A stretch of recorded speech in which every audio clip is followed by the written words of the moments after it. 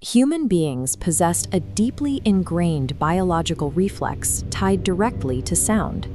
If someone whispers your name from across a noisy room, your brain prioritizes that acoustic pattern. Adrenaline spikes, and your focus snaps to the source. This diagram illustrates the cocktail party effect. The human auditory system constantly filters out ambient noise, the meaningless chatter and environmental hums.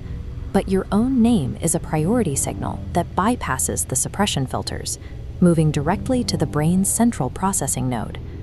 When the environmental context is stripped away, the system's hardwiring is exposed. With no surrounding sounds to suppress, the brain is left with a single, high-priority signal pulsing in a vacuum, demanding a response where none should be possible. Hearing your name in an empty room exploits a vulnerability in our anatomy. Our survival instincts force us to locate the source of the sound, locking our attention onto a presence we cannot see. Consider the first documented account of this phenomenon.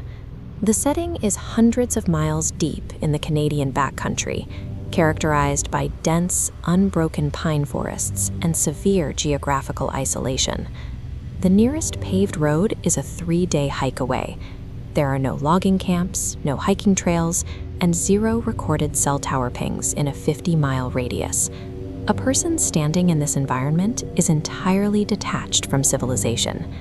As the sun begins to set, the silence is broken. Drifting across the tree line is a clear, distinct vocalization.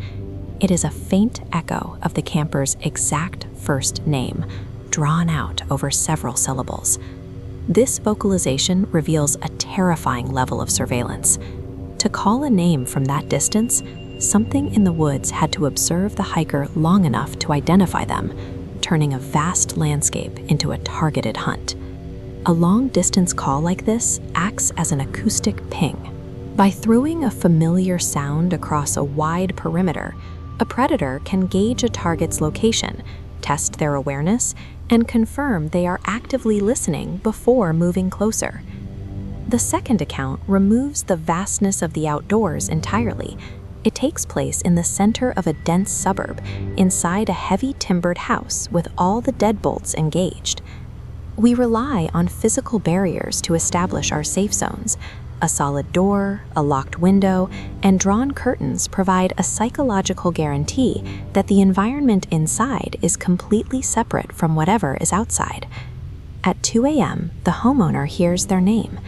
The sound does not echo from down the street or across the yard. It originates roughly 3 inches away, coming directly through the wood of the locked bedroom door. Locks and deadbolts offer no resistance. The entity ignores structural boundaries entirely, effortlessly closing the gap to the absolute perimeter of the victim's immediate sleeping area.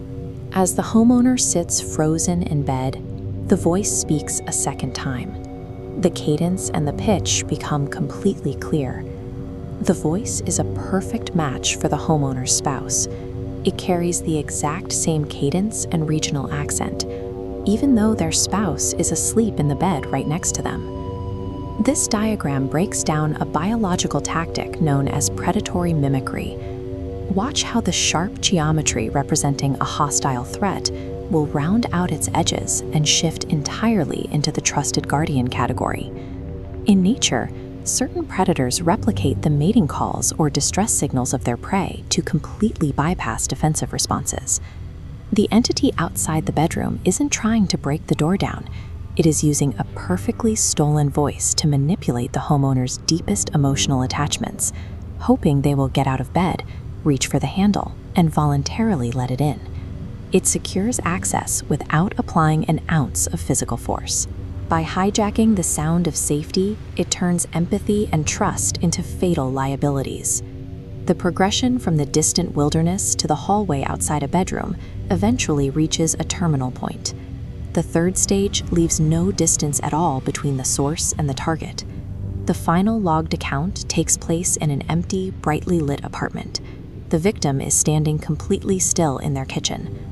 Without a single footstep or warning, the voice speaks their name from less than an inch directly behind their right ear. When the innermost perimeter of personal space is breached this suddenly, the human nervous system experiences an extreme overload. The body frequently enters a state of tonic immobility, total involuntary paralysis, as the brain attempts to process the immediate, unseen presence. The gap has been permanently closed. It has navigated from the tree line, through the locked doors, right up to the skin, completing the physical pursuit. The victims who survive these encounters never fully return to their previous routines. They are left with a constant physiological awareness that the boundary between their private space and the unknown can be crossed without a sound. Researchers analyzing these accounts propose a disturbing classification. They suggest these entities might be perceptual parasites, beings that require human attention to manifest. The initial whisper in the woods or the knock at the door is a blind cast.